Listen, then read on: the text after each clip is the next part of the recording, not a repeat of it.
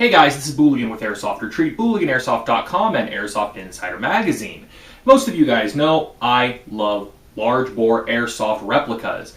I've got the Apple Airsoft Matrix RPG-7, which with the regular factory ammo doesn't work too well, but with some modified ammo, it works fantastically. And I also have the Deep Fire AT4, which after necking it down to a 40mm inner bore, gives me 200 plus foot vehicle accurate range. Well, today we're taking a look at this new guy. This is the Avengers Airsoft M72 LAW. This is pretty much an exact clone of the Deep Fire M72 LAW with one big difference. It actually works. Let's go ahead and let's take a look at this thing.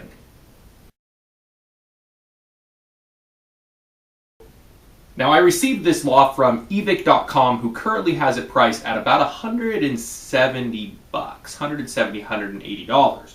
Now, what you get for your $180 is it's comprised mainly externally of a mixture of polymers and metal. So this is metal. The outer tube appears to be a polymer. The inner tube is a mixture of metal and polymer as well. But inside, you've got this very solid metal core. Now, how do you launch this thing? Well, first you have to deploy it. And I'll show you kind of how a loading process will go on this. First and foremost, you've got to pull this little safety pin on the back. That allows this little guy to drop down. Inside, you'll notice you've got the inner firing system. It can be removed in order to load the gun, or to load the launcher. You turn it slightly counterclockwise to the left, which unlocks it and then allows it, it's pretty stiff, to slide out to that point. Now you'll see on this point, this is what fires it, this is what loads it. Press this little locking guy down and it swings open, and you can stick whatever you want in there. For example, let's go ahead and let's do a demo fit with my current favorite shell, this King Arms rubber bullet shell, with a PMOG chalk-filled round, which then slides in the back.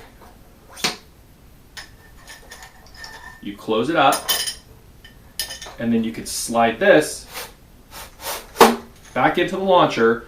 And once it's all the way forward, you turn it slightly clockwise to the right, and it's now locked in place. Now you still can't fire this. Now it's loaded and pretty much hot, but you need to deploy it. To deploy it, you grab this part right here and pull it out. What happens when you do that, these spring-loaded sights flip up and the trigger basically aligns with the firing mechanism. You still can't fire it because you have another safety that you have to take off, which is this little guy right here.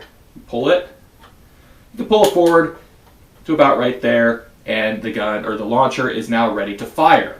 Shoulder it, aim, and press firmly on this rubber switch. Now, depending on your shell and depending on what it's filled with, this could take a lot of pressure, a lot. Let's go ahead, let's go outside, and let's pop a round off and see how this thing shoots. All right, first shot, we're going to test this out with a Milsim Labs pretty big foam round. This thing's pretty tight in the barrel. I don't think it's going to fly very far, but let's see.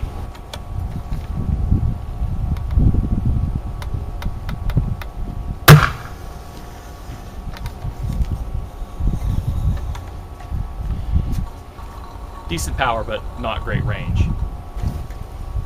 All right, I've reloaded it with the PMOG chalk-filled round.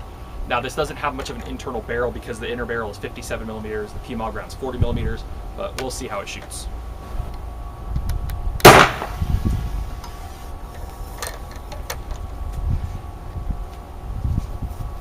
It didn't fly that great because there was no real inner barrel for it to get up to speed. So we will, after we neck this thing down to 40mm, we'll give it another shot.